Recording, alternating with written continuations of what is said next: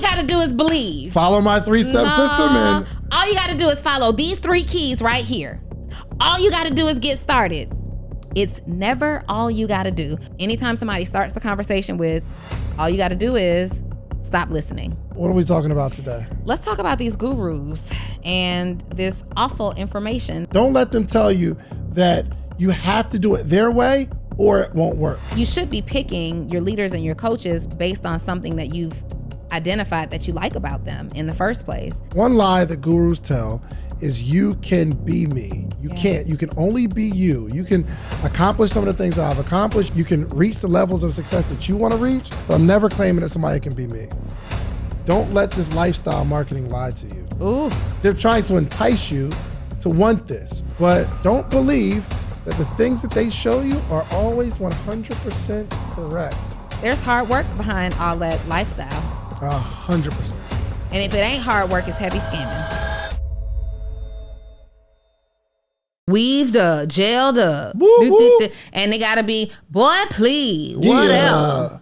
So when you hear that not song, boy, please. Boy, please, what? whatever.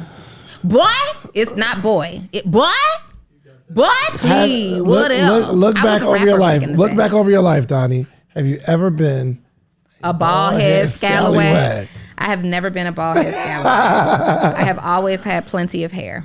Okay. All right. Yeah. Well, I believe you. Yeah, no. I've always We're had plenty here. of hair. Welcome to the Social Proof Podcast.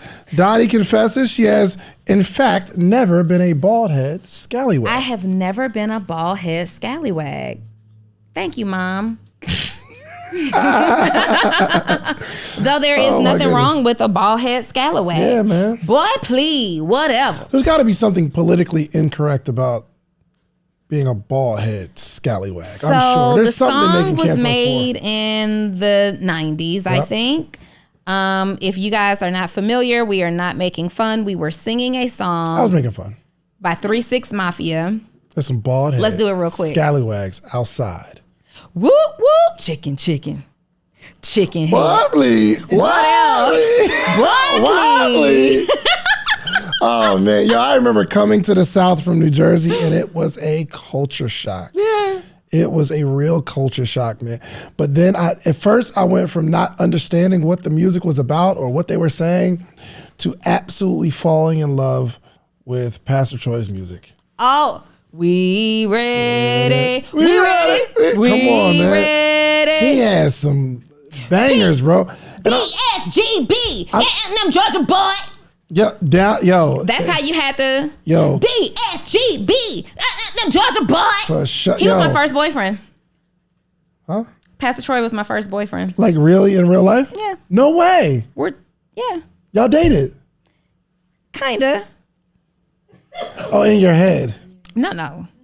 Troy was, Micah is his name, was my very first boyfriend. No way. What grade? What year? We were in 2nd to 4th grade. Are you serious? Yeah.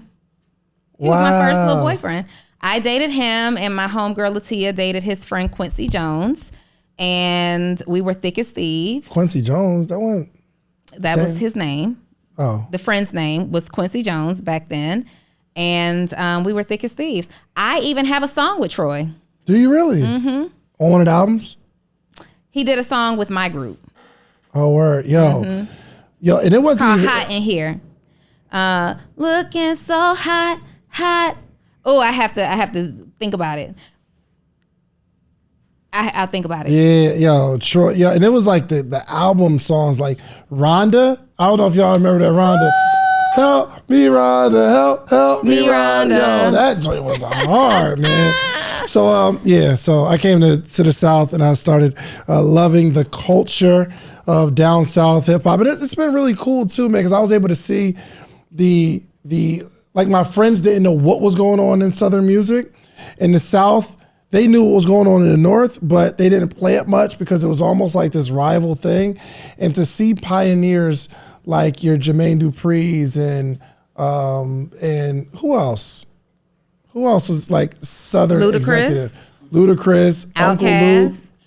Okay, you want to hear my little T.I., song? Jeezy. They were in a space where the music wasn't respected necessarily, and it just pushed through, man. Listen, so, I'm gonna play a little snippet. You know what? It might demonetize us though. It's my song. I own it. You don't. I own. Oh, I do. I own it. Even if you, sometimes, no, cut it out.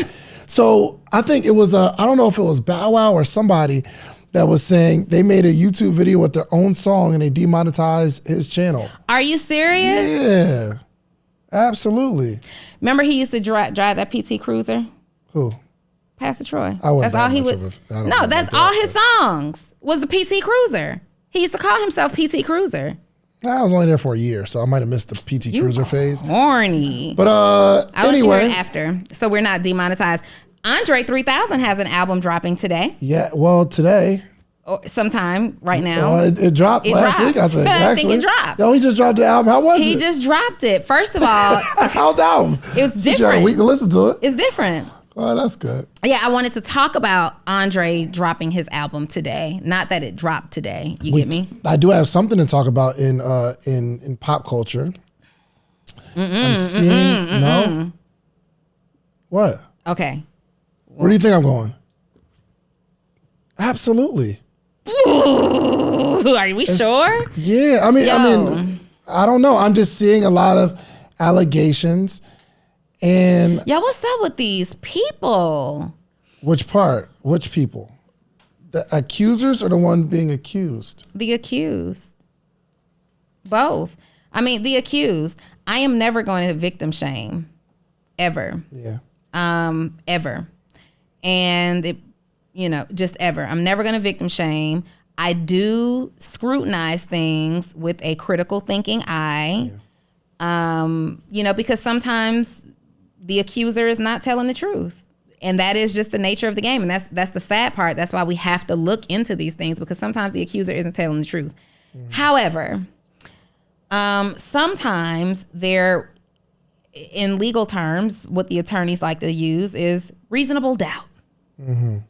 Reasonable doubt. And if you can cast reasonable doubt of someone's innocence, then they are found guilty. And if you can cast reasonable doubt of someone's guilt, then they are found innocent, right? Yeah. I am struggling. First of all, let's just say, if this is true, it will be major damage to our culture, to music culture, hip hop culture. I mean, it wasn't major damage when R. Kelly was accused. I think and convicted. I think that they just stopped listening to his music. They stopped listening to his music, but it started this wave of surviving everybody at this point. They had the surviving R. Kelly. Now it's surviving everybody. And losing his music is a huge shift. Like, people are now at their weddings, at family reunions, holiday functions. Can we play it? Can we not? Like, it's a really big deal. Yeah. Me and Dre, when we're riding together, we listen to some good old R. Kelly. We just keep our windows up. So Kels was, at the time that I was a songwriter, I even got an opportunity to write for him. The song didn't get picked, but I was in a writer session. I was picked to be a writer in the writer session. But at the time that I was a songwriter, he was like the man he was the person that I looked up to. My writing style mimicked his, like, he was that guy. And when I got called into that writing session to write for him, like, that was the epic moment of my career. I didn't care if the song got picked or not. I'm in here amongst all these writers writing for R. Kelly. And when this news came out, I was heartbroken. Yeah. I was crushed. Man, there's so many things to think about, man, because I think there's a bunch of people that went through it, like Trey Songz. He went through Trey Songz. I mean, they do it to everybody. A lot of athletes. And I don't know if the people are 100% innocent, because you have this power, this celebrity, this status, and there are people that normally will give you whatever you want, right? And then you come across somebody that doesn't, and I don't know if it's an aggressive thing, but it's more of a, come on, stop playing. Yeah. Which is wrong, but it's just confusing once you're in that life, because you can't tell who's saying, okay, stop, I don't want to, okay, versus I'm playing hard to get, or it's just confusing. So but it's not even that so much in this case. Like, nobody wants to be beat. I thought she was just saying she was raped and beat by him. Beat? Yes. And so what was it? Cassie? Cassie, yeah. We're talking about, obviously, Cassie recently filed a lawsuit against Diddy for rape and assault, and for $30 million. But here's the thing that gets me, and Social Proof Podcast does not take a stance on anybody's innocence or guilt. We're discussing what's happening in real time right now. What's interesting is now all of these previous conversations that people have been documented having from years ago are coming back now like, okay, this is all adding up. I like Bill Cosby. Kinda. I don't know if there were conversations this strong. I'm talking about from third parties who said, yep, he did it because. So, Bill Cosby, there were conversations that were coming up from victims who were coming out. But in Diddy's case, Cassie alleged that she feared for her safety and the safety of people around her, citing, for an example, that she moved on to try to date Kid Cudi. And Diddy said, allegedly said, if you continue to date him, I'm going to blow his car up. And a couple weeks later, his car actually blew up. No way. Mm-hmm. And Kid Cudi said, what she's saying is absolutely true, right? So there's that. Then there's Young Jock, who was on Vlad in an interview.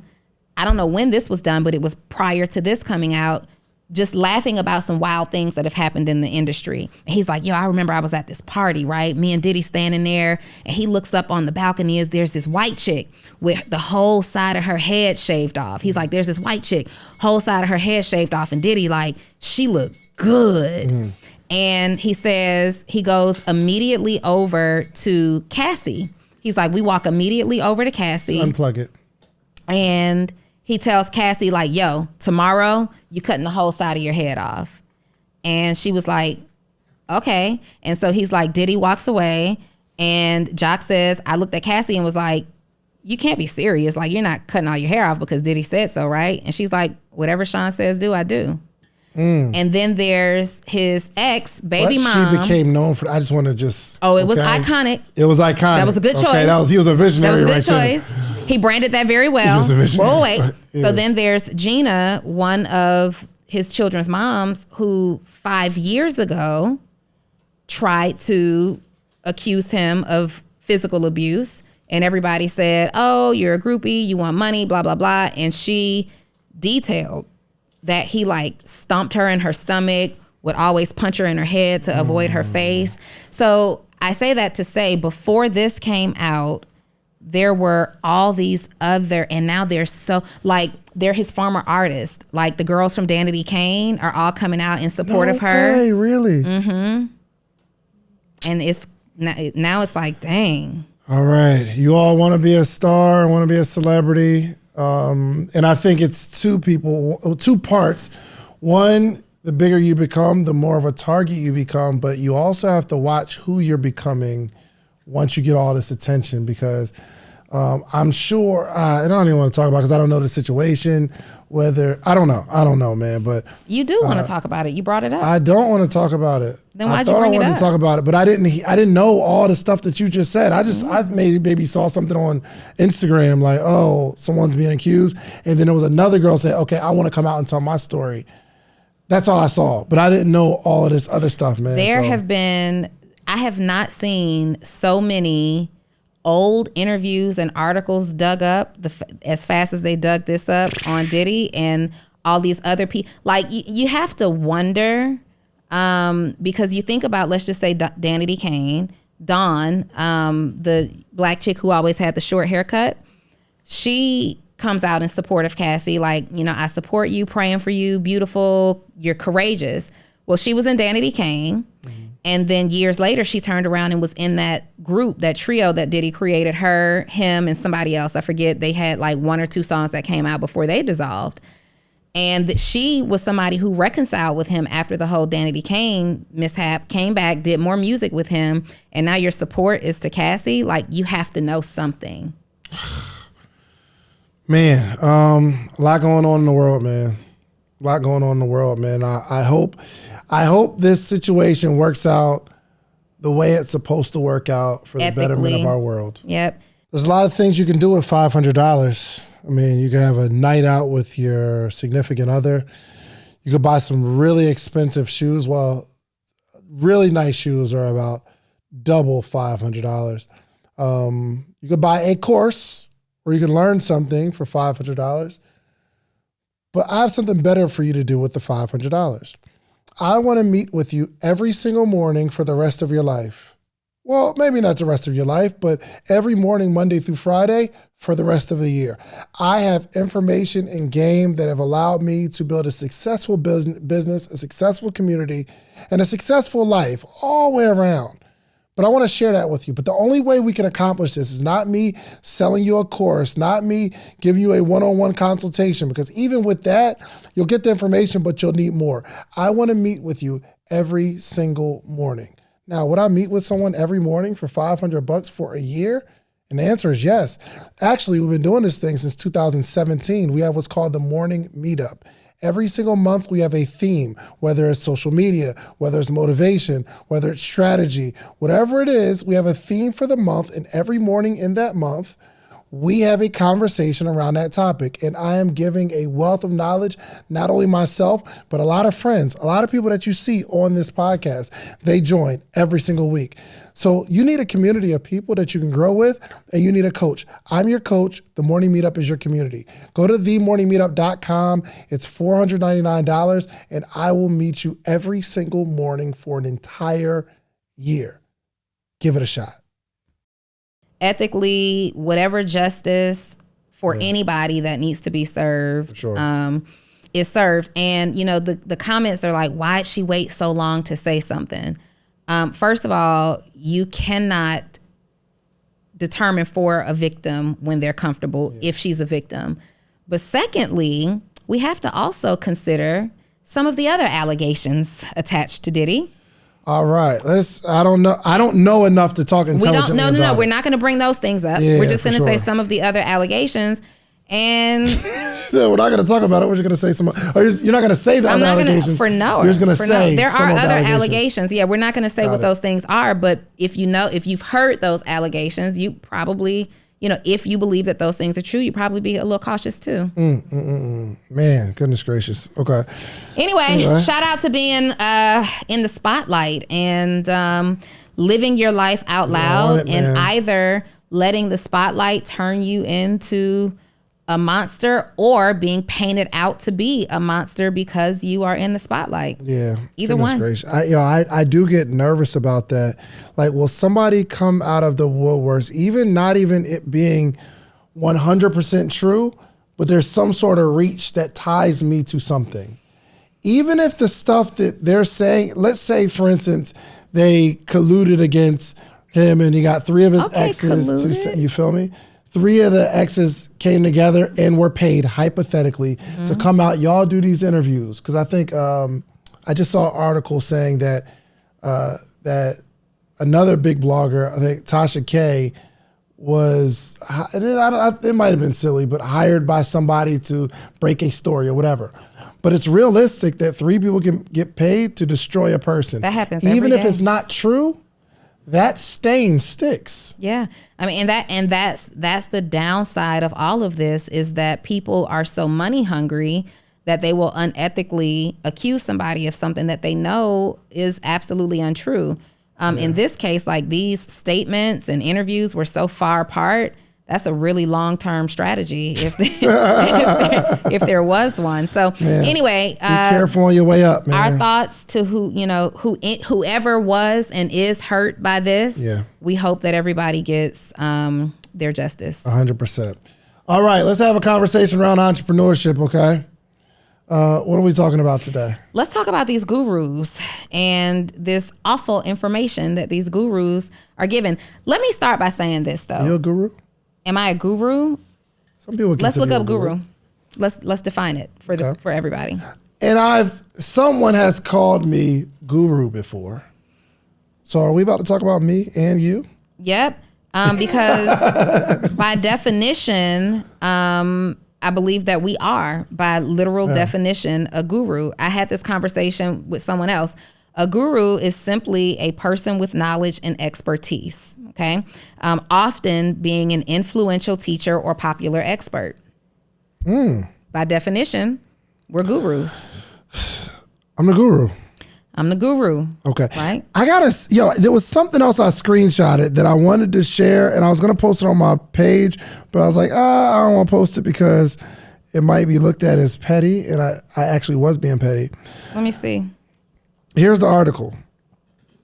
And I don't know where I got the curiosity of looking up what a CEO is. Now we know where the chief executive officer is, right? But I wanted to know by definition what a CEO is. And I read the definition. I was like, oh, cool. But then there was another part, and they said the title of a CEO should be appointed when a company has recruited around 10 or more employees, as it is believed this was the tipping point that warranted the role and responsibilities of a CEO. Some used the title of founder until the business was around 5 years old and then moved to the CEO title. But there's a lot of people who have CEO in their name that don't have 10 employees. Or saying, wear a t-shirt saying, I'm the CEO, and you're the only person that works for you. You know what I mean? So it's just petty. It doesn't mean anything. I don't even know why I'm sharing it right now, but anyway. Yeah, I mean, I don't think I've ever called y'all I'm a CEO. Well, maybe I have. I don't know. But I don't take pride in like titles and stuff like that. Right. because where'd you get that definition? It was on Google. Yeah, because another one would say that the CEO is in charge of the overall management of the company. While, like, I looked up CEO versus owner. CEO is in charge of the overall management of the company, while the owner has sole proprietorship over the company. It's possible that the CEO is also the owner, but the owner isn't necessarily the CEO. And so to my understanding, the CEO is exactly that person who's responsible for the overall management of the company. And if we're talking about a hired CEO, they don't employ anybody. This is entrepreneur.com.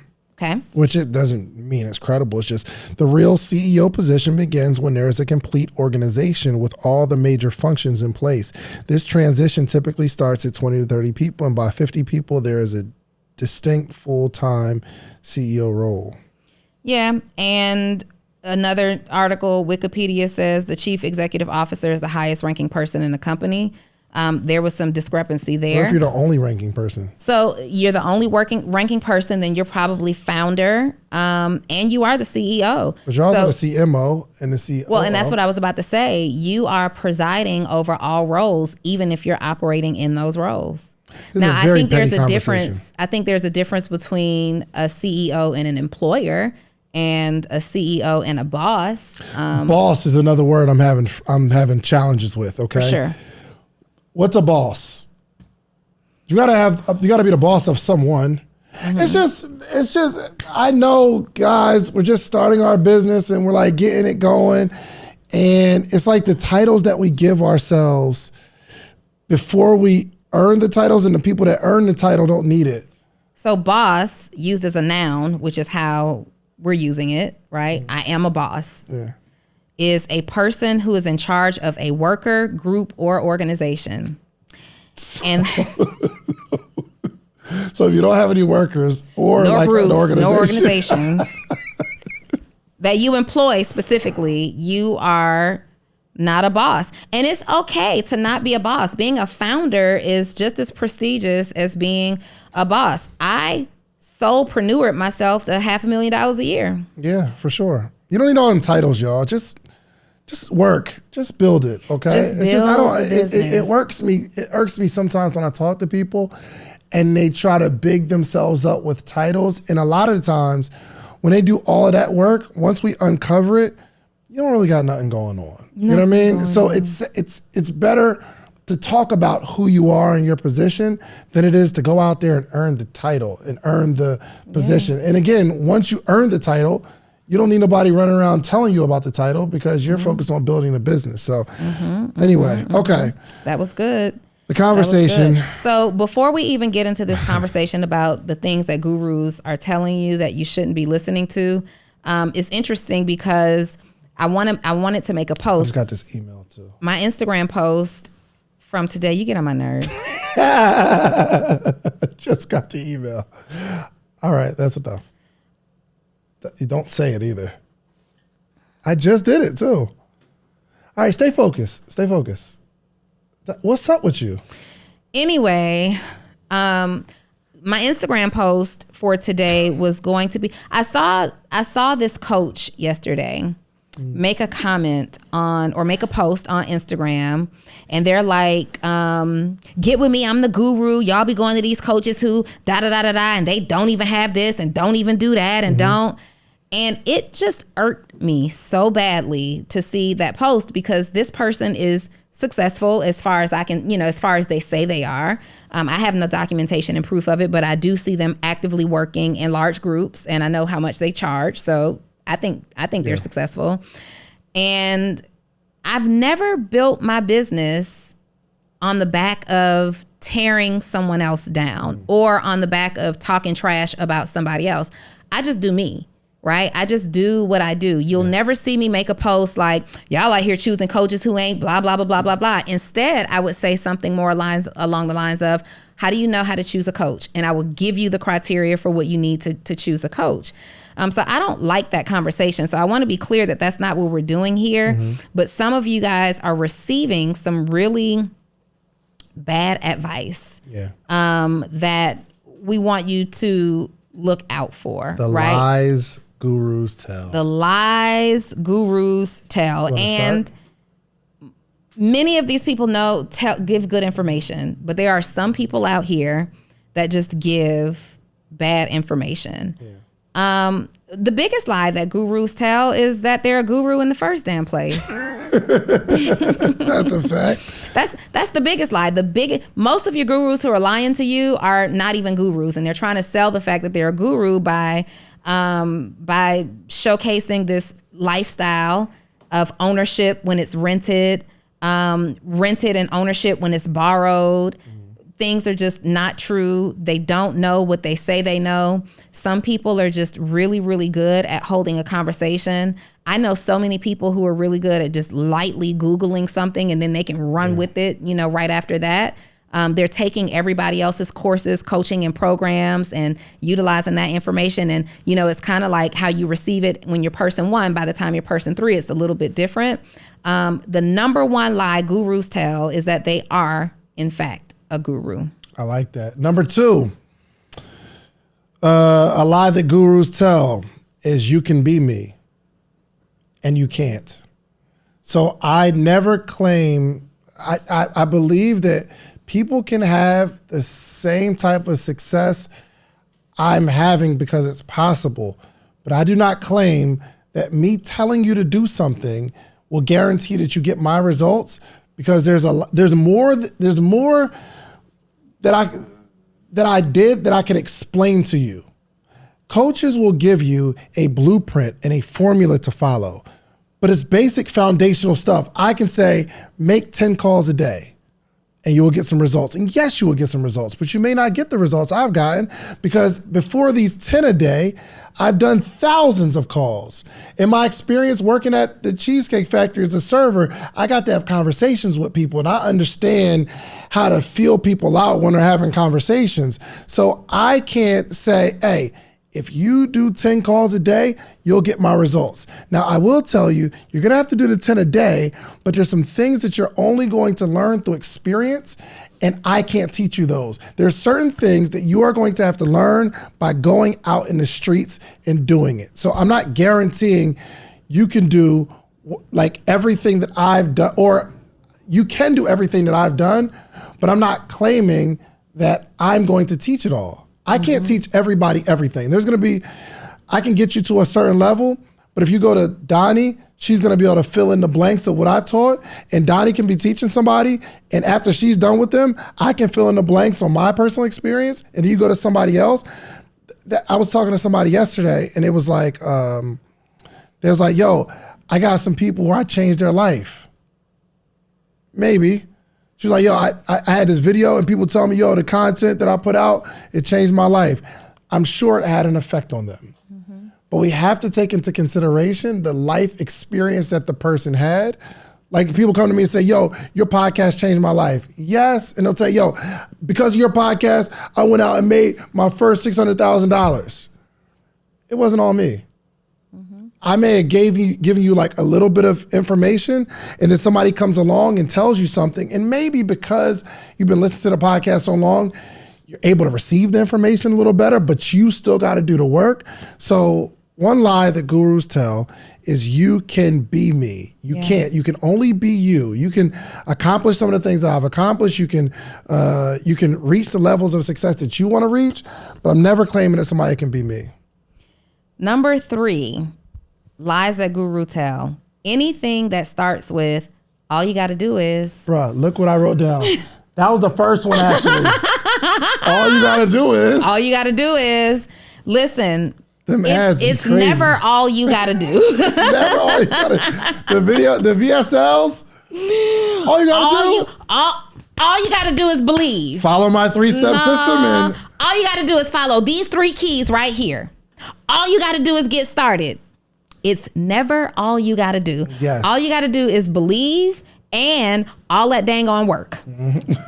All you got to do is get started and all that dang on work. Yeah. All you got to do is hire somebody and keep making the money to pay that person for doing all that dang on work. Yes. It is never all you got to do is, and I promise you, anytime somebody starts the conversation with, all you got to do is stop listening. So here's the funny part. I know that, and I've said it. Okay, I like to to launch a podcast. All you got to do is get a camera, you get a microphone, a little mixer, and a YouTube channel. That's all you need. That's all. Am I right? That's all you need to start. But you still have to actually do it. You still got to start refining your craft. So the ad. And listen, if y'all see my ad out there, just know that's all you got to do. But we're saying it because if we outline everything that needs to be done, you would be so afraid that you would never actually do anything. Mm-hmm. But just know that it's never all you got to do. And I'm telling you, I said it. And you probably gonna get another ad, especially when Podcast Summit coming up. It's gonna be like, all you got to do is get a microphone, a camera. You too can start a podcast. And it's true, but don't take that as, okay, once I do that, I'm going to make money. So you're absolutely right. And just don't call me a fake guru. Mm-hmm. There's so much that has to go into becoming successful, Donni. Mm-hmm. But would you agree, though? You can't tell them everything because they'll never start. If they knew all the stuff they had to do, they'll never start. They'll never start. I agree. I mean, some information has to be divvied out to people over time. For sure. Because if you understood what the task looks like, if you understood that you would go from 6 to 8 hour days at work to 16 to 24 hour days sometimes, if you understood that there could be a week stretch where you're not getting any rest and you actually have to plan your sleep, like I got to plan sleep a lot. Mm-hmm. If you understood that the money that you see in the bank isn't all like if we told you all these things up front, we scare you out of your purpose. 100%. So listen, guys, there's nothing wrong with the ads that's coming out because they're trying to entice you to say it's easier than you think. And again, I'm sure, Donni can't run ads because of the whole Facebook thing, but the objective is to pique your interest. Yeah. To say, all you have to do is this first step to start, right? So I tell my daughter, listen, or I tell my son, get up, just take a step. All you gotta do is just take a step. That's not walking though, but you gotta take a step and balance and kind of like feel your way out. Do it again. So some of you all need to hear that. And again, here's what's cool about that. All you gotta do is step 1, and then there's only a few things you need to do to get to step 2. And then all you got to do is get to step 3. So then essentially all you got to do is a rinse and repeat. 100%. So if they're giving you a single, all you got to do. 100%. Now all you got to do for step 1, followed by all you got to do for step 2. Absolutely. Yeah. Absolutely. You're on number 4. Number 4, the lies gurus tell. And I was going to say it. and maybe this is like my personal philosophy. The lie is all of my information is 100% correct. When I'm coaching somebody, I give them 100% of what I did. Well, you can't give them 100%, but I tell you what I did. But what I did to build a business, I've been an entrepreneur full-time entrepreneur since 2012. So I'm over a decade into entrepreneurship. Mm-hmm. The information that I'm telling you worked for me, and it worked for a bunch of other people. But because the person listening to this is so special and you are so unique, when I coach, I always give room for that uniqueness. My job is to give you ideas, concepts, be able to frame your mind in a particular direction. But I'm telling you, just because someone's super successful, don't let them tell you that your idea won't work. Don't let them tell you that you have to do it their way or it won't work. And I've seen that over and over and over again. Listen, I've had mentors where I'm saying, oh, I see this thing. I want to do it this way. And they're telling me all the reasons that's not going to work. Now, I've been entrepreneurially mature enough to know entrepreneurially. No. How would you say it?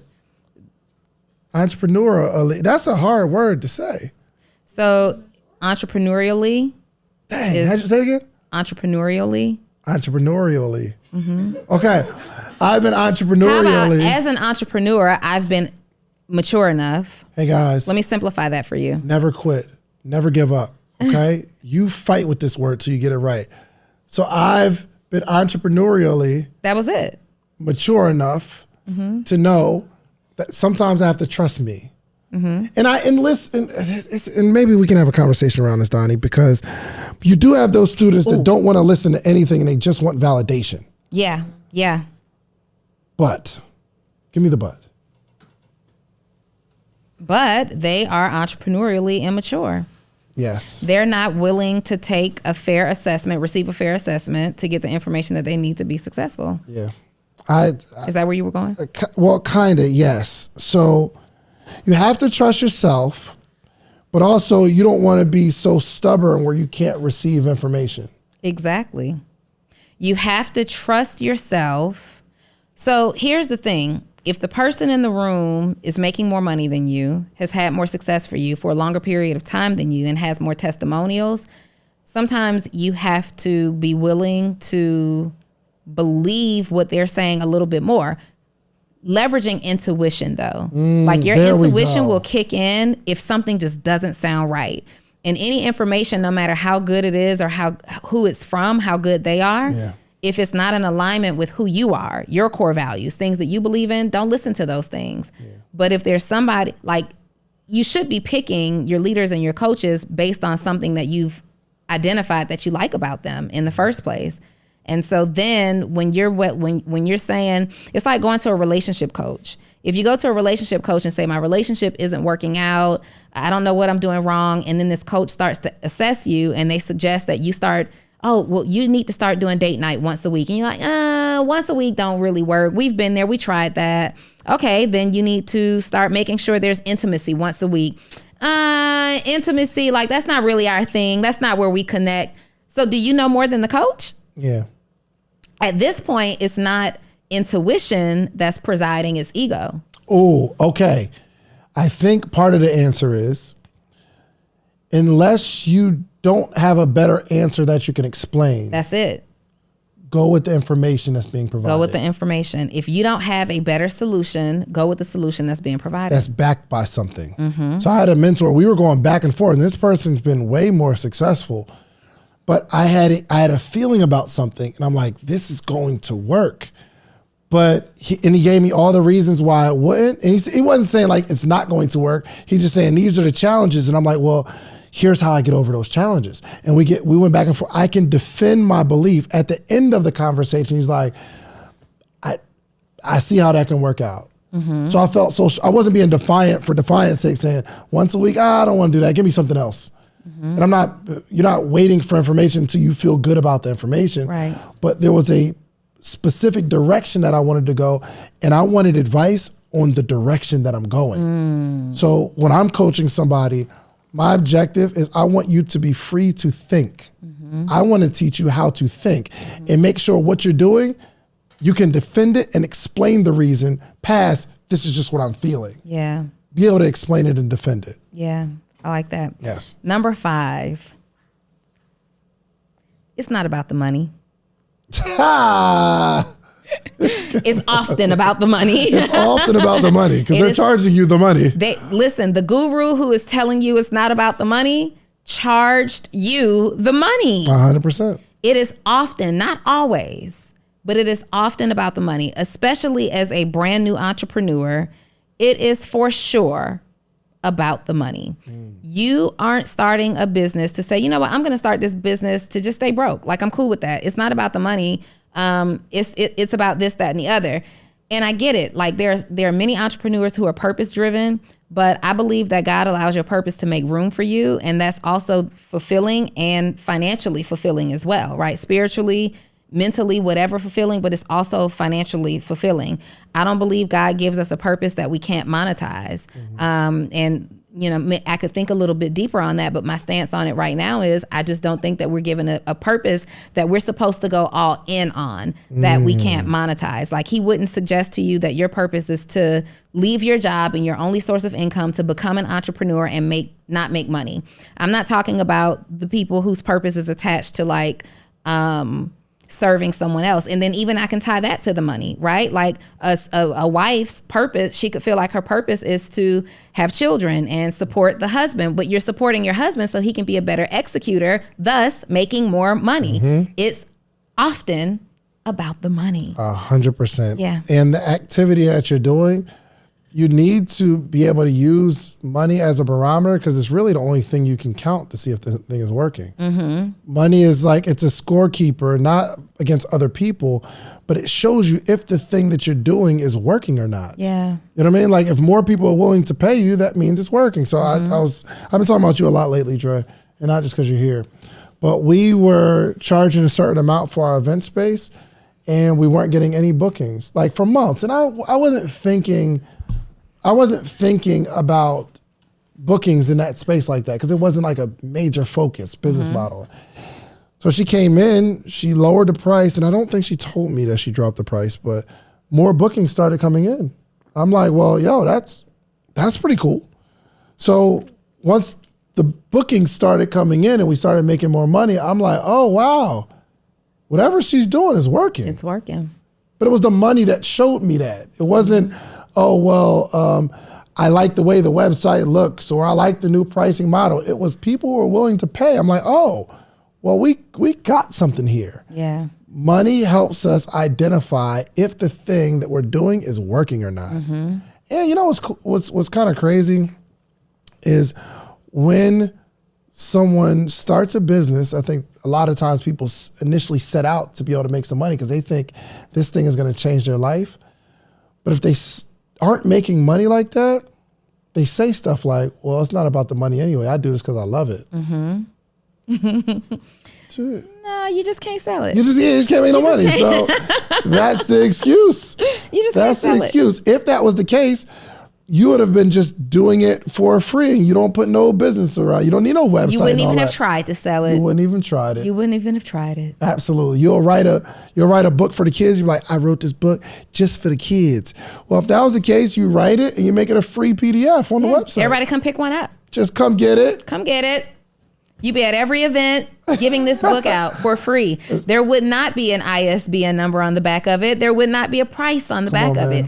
You just couldn't sell it, and now you want people to believe that it's not about the money. No, it's about your poor sales skills. 100%. And I mean, there's a lot of, pastors, okay? They say they've been called to preach. But even, golly, man, because you saw this idea of this huge congregation and you saw you doing the Lord's work, of course, right? But there's a lot of, I was talking to a guy one time and he just got out of seminary school and he said, man, I don't really believe the Bible 100%, but I think this is a good option for me to go into. It's a career path. It's a career path? For the most part. Wow. You can let them tell you, you could let them fool you. If not, listen, I've had a lot of conversations with people in this space. Being a pastor is lit. Yeah, I mean, and good pastors are incredible salespeople. Oh, 100%. I mean, but you have to be. They're incredible leaders, incredible salespeople. They know how to control an audience, and they know how to convince you to make the decision that they need you to make. 100%. And I don't necessarily think that there's anything wrong with that. There's nothing wrong with it. No, there's nothing wrong. I'm just saying in that space, they're like, well, it ain't about the money. I mean, you taking that, and there's nothing wrong with it. I'm just saying, I'm trying to frame everyone's mindset that, there's some things that you need in life. And if you are as passionate about philanthropy as you say you are, go get the money and go give it to other people. Go get the money and go invest in your community. Go get the money and do amazing things with the money. And I know some pastors that make a bunch of money, and they are some of the kindest people in the world. Yeah. And they figure this may be a good avenue, or I'm called to do this thing because this is how I'm going to make the most impact. But I'm telling you, especially from these gurus out here, don't let them tell you that they don't do it for the money. I'm only doing this because I want to serve people. They're lying to you. They're lying.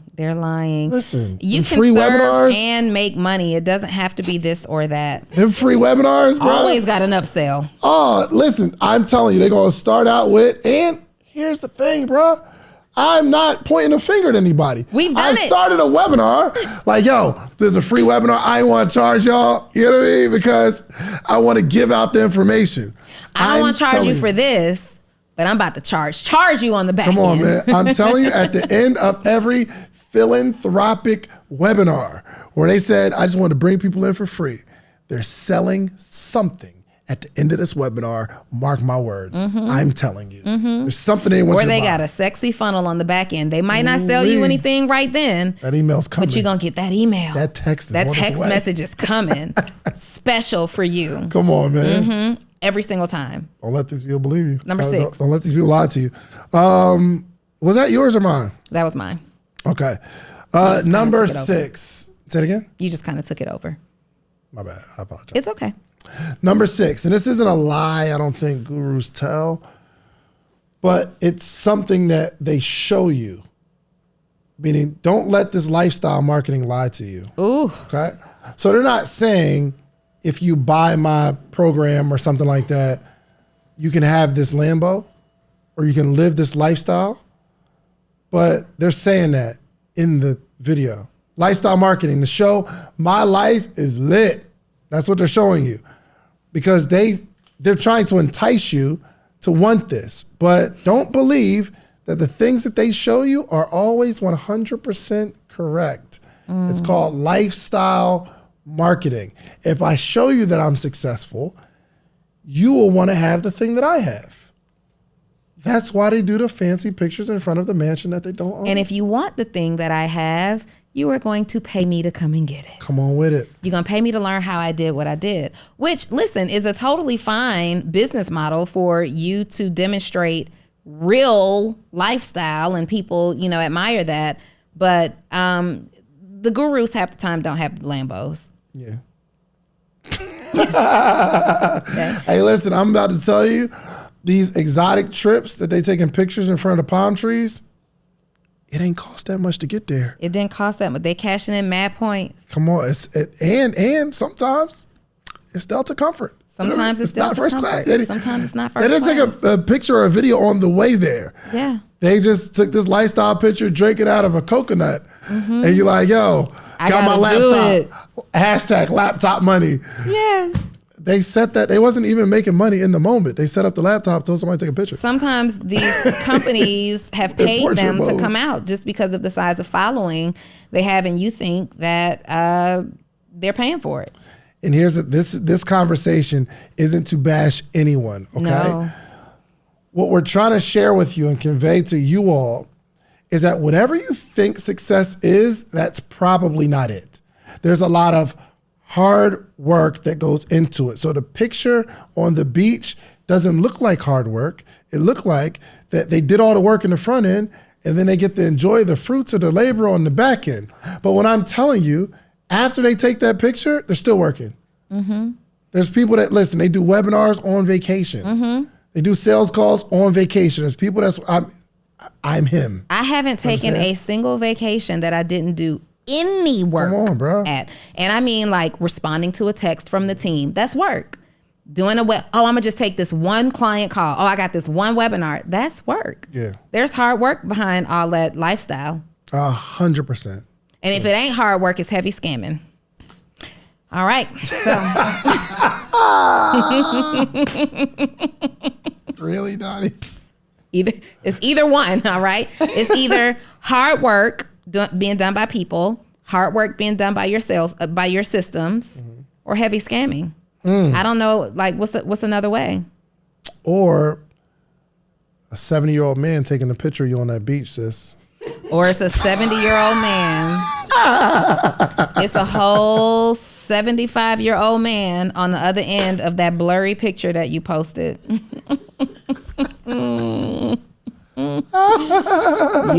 it's that too. The word is out. The cat is out the bag. Oh my God. Listen, in all seriousness, some of your favorite influencers have sponsors. And I was on Tinder, and this one guy's profile. So funny. Yeah, I mean, it's a dating app. I was on Tinder, and I love to people watch on the app. And if I come across something nice, we'll swipe right. Mm-hmm. But for the most part, I like to people watch on the app, and I be reading people's profiles.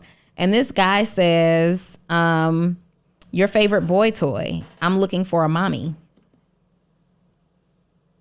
What? Your favorite boy toy. I'm looking for a mommy. That was his bio, meaning don't even come over here if you ain't got no bread. Ooh. He's a sugar daddy or sugar baby. He's a sugar baby. He's a sugar baby. He's looking for a sugar mama. Yeah, and both ways, there are men and women out here who have sponsors. There are men who, really common with men, driving their girl's car, living in her nicely decked out crib. And there are women who are doing the same thing. Mm-hmm. So that's for sure something to consider. There, are we on number 7 now or 8? Maybe. I think we're on number 7. And so here's one that I have been super guilty of until I actually sat down and analyzed what I was saying. Charge your worth. All right, let's get into it. Charge your worth. First of all, it's almost impossible to do because how do you put a dollar amount on that? How do you put a dollar amount on your worth? So based on the understanding that I have right now, it's charge the value of the problem that you solve. Charge the value of the result that you offer. Charge your worth. You're out here getting $27 for your offer. Charge your worth. Well, of course, $27 isn't my worth, but is $2,700 all I'm worth? Am I only worth $30,000? Charge my worth makes it seem as though the message is charging what I am worth to feel valid and valuable as a person when it has nothing to do with me. What is the value of the outcome that you provide? That's what you have to figure out. And that's quantifiable and measurable by doing market research, right?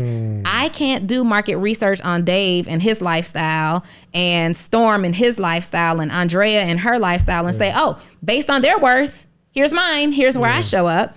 And I think that term, charge your worth, some gurus mean that intelligently, meaning charge the worth of what you offer, charge for your time, but they don't understand that people are taking that so literally. Yeah.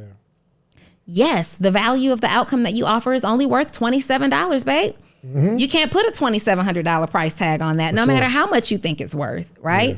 Yeah. And then sometimes that will cause you to check yourself. If you want to charge more than the value of what you're offering needs to be worth more. 100%. And I would kind of add to that you should charge what you're comfortable charging.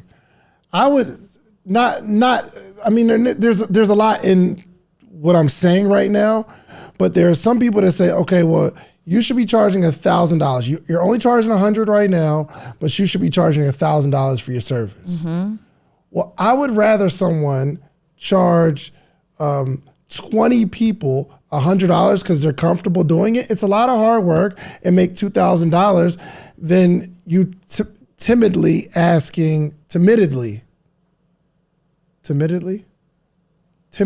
Is it timidly or timidly? I don't know. Timidly. Timidly. The word is timid. I'd rather you do that than be timid and charging $1,000 because someone told you to just raise your prices and you don't make no sales, or you're so afraid to charge it. Here's what I know. If you're charging $100 when you're really worth $1,000, eventually you'll get burnt out of charging this $100, and you'll have enough social proof and enough evidence, and you will say, you know what? I don't need to do 10 of them. I'll just start charging $300. Mm-hmm. Don't let nobody push you into just raise, like blanket statement. Hey, raise your prices. Yeah. You can't do that because you're not even going to be comfortable asking because you don't even trust yourself. Yeah. You don't believe that it's worth that. Now, yeah. I'm not saying it doesn't work because I've been in situations where I tell somebody, you need to raise your prices. Mm-hmm. And they feel it like, yo, you're right. But I'm not like 10Xing your prices. Yeah. Let's do a little bit more. And it's also based on you being an authority in a space, and you kind of know what that kind of outcome is 100%. Worth. You know what that outcome is worth. And like, don't let anybody, like you said, convince you to change your prices.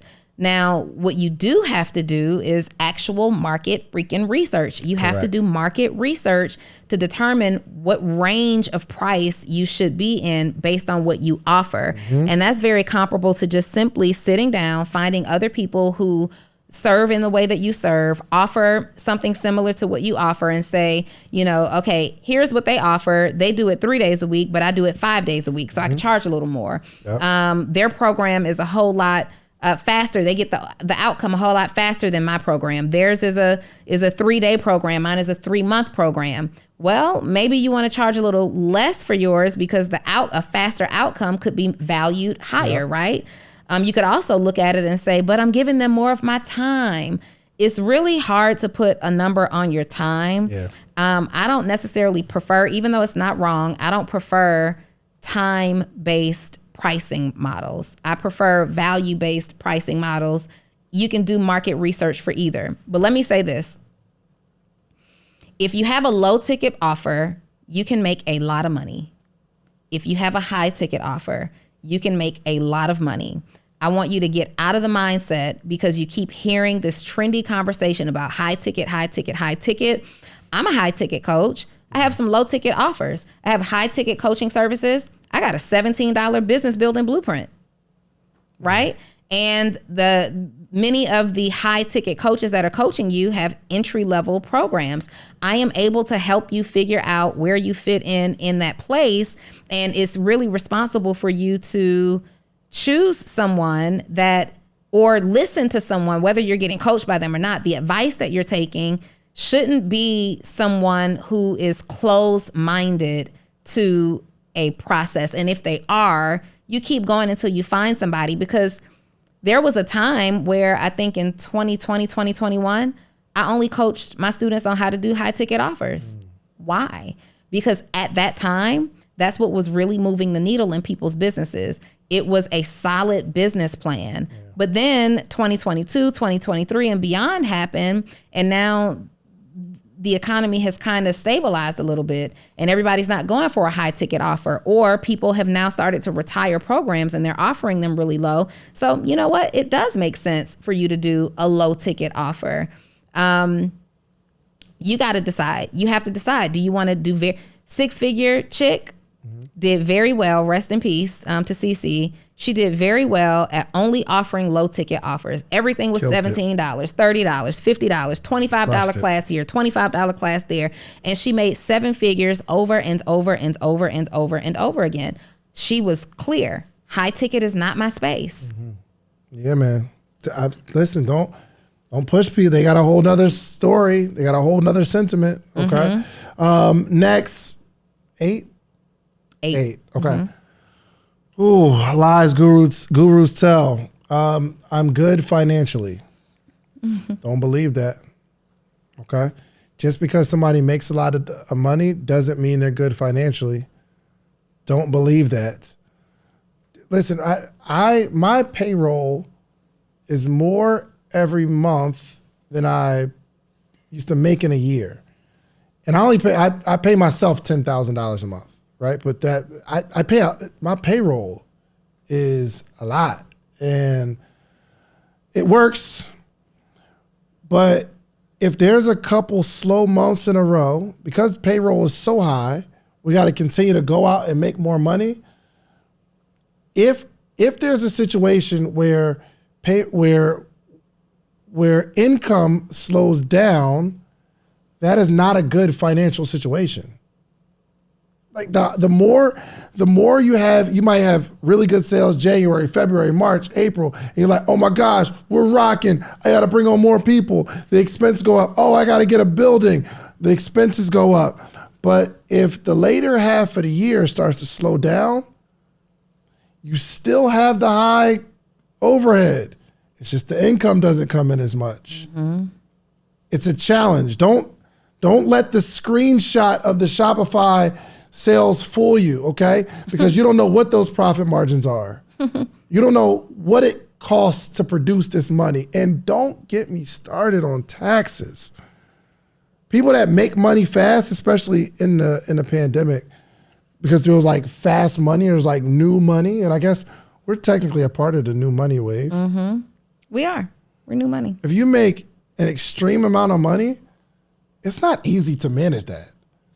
It looks good coming in because it's coming in and you're spending it, it's coming in, you're investing back in your business, but the IRS says, yo, remember that year you had where it was all the way up? Yeah, I'm gonna need a part of that. I'm gonna need a percentage of that. And let me not say most, lots of high-level entrepreneurs are extremely behind on taxes. Yeah. Listen, I'm like super transparent on all that I do. I've been cleaning up the last 3 years of my life. Mm-hmm. Like the last 3 years have been a fight.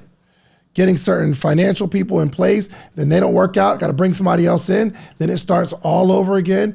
And then thank God I'm current on my taxes, but I still owe some bread. It's not what you think.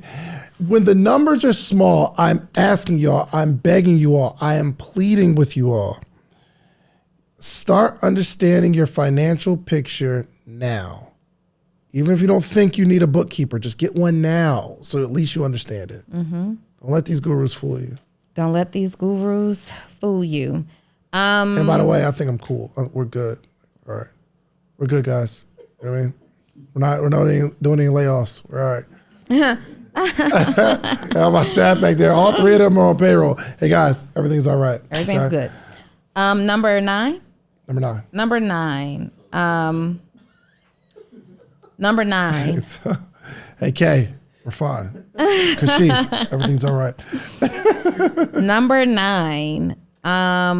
Put everything on business credit. Everything on business credit. Put everything on business credit. That's this is a lie. Some of it can be for this only applies to a certain type of entrepreneur. Talk about it. Okay. If you do not have any business revenue, you have no business using business credit. That's a fact. Who's paying for it? Mm-hmm. Just get a bunch of stuff, put in your business name. Just get a bunch of stuff, put it in your business name to build business credit for the business that ain't making no money just yet. So we don't know who gonna pay those bills. Mm-hmm. But listen, somebody has to be able to pay those bills back. I'd strongly suggest, if you are a terrible steward over money, that you get yourself some good financial counsel.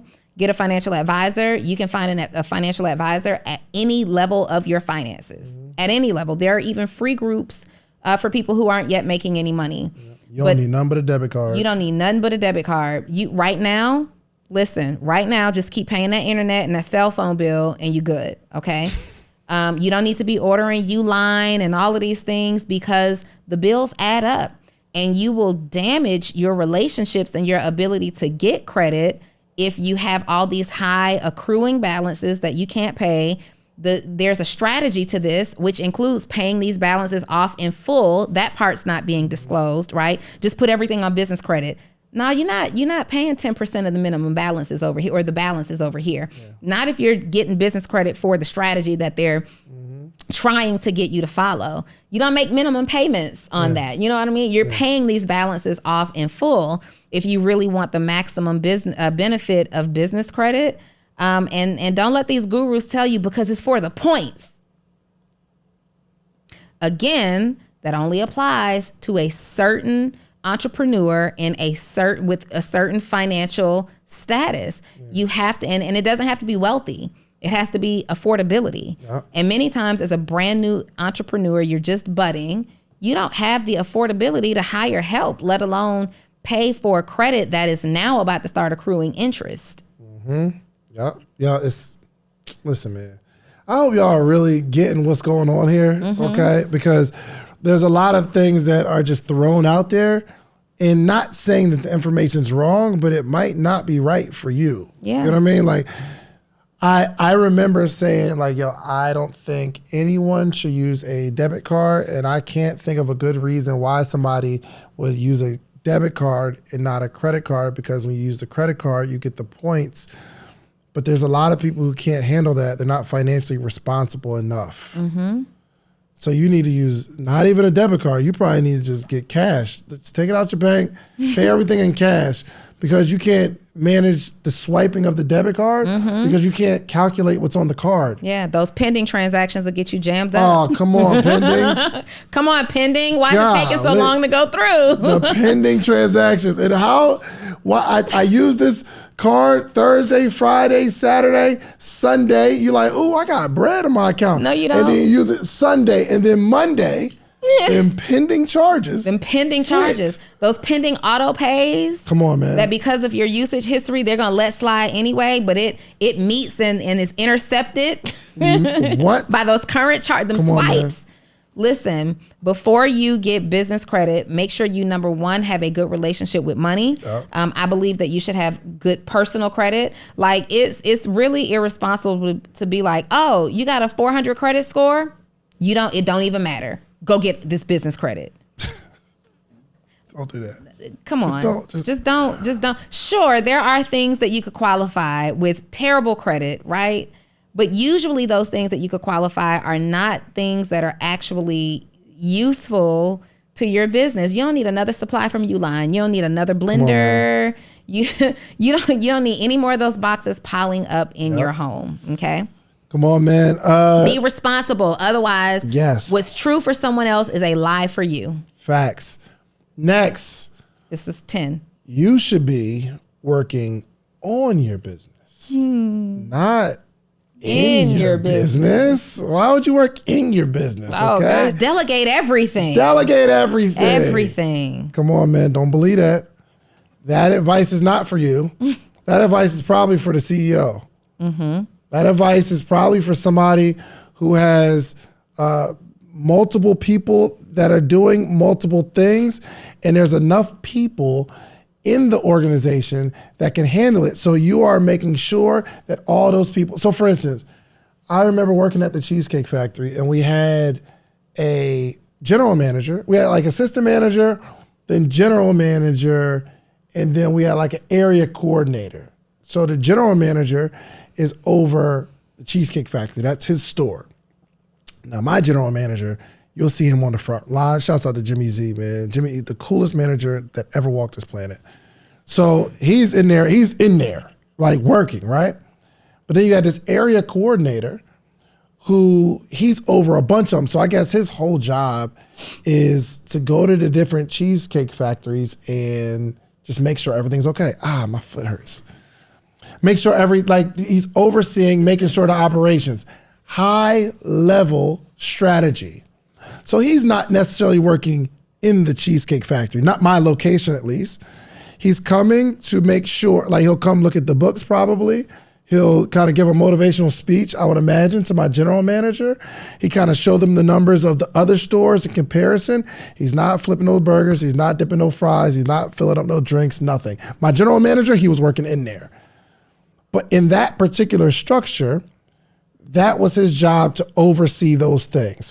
One day, I want to get to a point where I'm working on the business and not in the business, but I don't see that happening anytime soon. It's a long way away. That's a long way away. It's so far away from We tried to do it in, I think, 2021, 2022. We tried to work on the business. It was one of those years. I think it was part of 21 and part of 22. I was in the studio. I've been in the studio every day for the last 4 years. You were delegating a lot of stuff too. Yeah, but I was still working in the business. Okay, well, I did. Heavily. I'll speak for me. I tried to just I remember you telling me Dave, you need more systems, so you got to do this and that. Yeah, you got all and I do need but more, you do, for sure. you do You're need right, the for systems, sure. But I delegated way too fast. I for sure delegated way too fast. I stepped away from the revenue generating activities faster than I should have. Come on, man. What you was listening right back to gurus? In them I was listening to them gurus. That's a bad use of your time. That's a terrible use of your time. You mean making money for the business? You're doing that? Oh my God, beneath you. So I just went on a hiring spree and started delegating everything, and we pulled them things right on back. Oh, for sure. Those are back on my task list. Right. I remember talking to somebody who was really on that, nah, Dave, you shouldn't be in it. You got to start replacing yourself and all that. And then we kind of was talking about, what we did for the year, and he made significantly less than me. I don't even know if that's a conversation that you should even start to entertain unless you have some type of extreme success that just happens that way. But you probably shouldn't even entertain that conversation in the first 5 years of business. Yo, I think we were talking about it on a Nice Watch podcast with Ernestine and Karan. And they were saying that Tyler Perry goes off to some remote mountain or something like that, and he writes all of the movies and all of the scripts and all of the plays for the year or something like that. Yeah. Because it's his lead income generator. Why would you delegate that to somebody else? I had somebody telling me you shouldn't be taking sales calls. Why? Why at this stage of my business? Okay. Now there is a stage in business in which I shouldn't. But at this stage of my business, when we're single digit 7 figures is too close to not having 7 figures to me. Okay. And so at this stage of business, why would I not be? If my sales team closes at 30%, but I close at 80%, I'm going to be on the phone.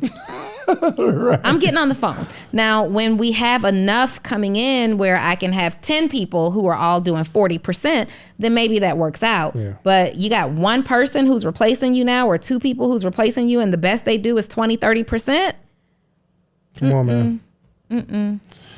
Moral of the story, guys, don't let these gurus lie to you. Don't let these gurus lie to you. And again, if you are a guru and you're doing some of the things I discussed, it's not a subliminal. I don't even know you. I don't know who this is. Okay. I'm just saying. I think we talked about some stuff that we did. For sure. Some stuff that we say on a regular basis. Some stuff that we've listened to that we shouldn't have listened to. We've said some stuff. We've taken some of this advice. And they're laughing. You guys are laughing at some of the conversation that we've had today, but we're for real. Yeah. We're dead serious. Hopefully you can recognize man, somebody told me that. And even right now, we're being gurus giving you this advice. Mm-hmm. Qualify it. Listen, there's some things that you're going to find out on your journey that may contradict what we're saying. Yeah. I want you to go find out that information for yourself. Mm-hmm. Okay? You got to find out this information for yourself. So, we got anything else? That's it. I mean, this is a really important episode. 100%. And I think the whole point for me with this particular topic is to teach you how to make better decisions, better choices. There are so many people who look the part that are giving information. We've all experienced it. We've all been exposed to it, and we can't catch every single little thing. So if you learn how to just have better due diligence in place to make better decisions, the path will be much clearer and easier for you. 100%. Hey, y'all, do yourselves a favor, man. Share this with, can you just in the comments, I want to know that you listen to this all the way to the end. Just put, I will share this with somebody. I just want to shout out the people who actually got to this part right here. That says, I'm going to share this with somebody, a loved one, a coworker, a colleague, something. Share this with someone, okay? Take your favorite clip, put it on Instagram. We'll repost it. We'll repost it. We'll repost it. Right? We'll repost it. First off, where you get them shoes from? Yo, I've been waiting for you to ask. These, Jay. Thought I'd never ask? I thought you'd never ask. Can you see these, Jay? First of all, don't. You look crazy. Just take the shoe off, Donni, and just. Don't be looking at what I got on today. Look at these J's, y'all. Hold on, but do you see how it's almost like the color changes? Because that's suede. This is velour. Suede? Velour? This is velour. Look, hold on, get this real quick. This is velour. Oh, it's velour in the tongue too? It's velour in the tongue. That's crazy. It is velour all down the sides. Okay, these Donni, are so warm and comfortable. Where did you even get From those? our official sneaker plug, Celebrity. No, seriously, when he posted these online, I'm like, need these ASAP. Yo, and I want to say it was during recording. Like Johnny showed me a shoe like something. First off, his story's got to be lit because I don't be in everybody's stories like that. I be in his. I watch every one of his stories. I be in he always his. got some little releases or something. He always got. In fact, I literally just sent him another message for these little colorful joints. Y'all will see me with those in about a week or two. I gotta have them. No, but seriously, Celebrity, sneaker plug or not. Even if he weren't the sneaker plug, I'd still plug his business. 100%. Because his level of professionalism, his turnaround time, and he has access to shoes that don't come out for months. And 100%. he's just really, really, really professional. He sends you your tracking number, everything that's going on. And I always love what I receive. So shout out to Celebrity 409. Hold on. Celebrity, Solebrity 409. Celebrity 409. Hit him up on IG. Tell him Dave and Donni from the Social Proof Podcast sent you there. Absolutely. And tag us in your sneakers. We want to see what y'all getting from him. Yeah, it's been a couple people too that's been tagging me. Like they tagging us and Celebrity. I'm like, okay, that's what's up, man. Yep. His business is booming.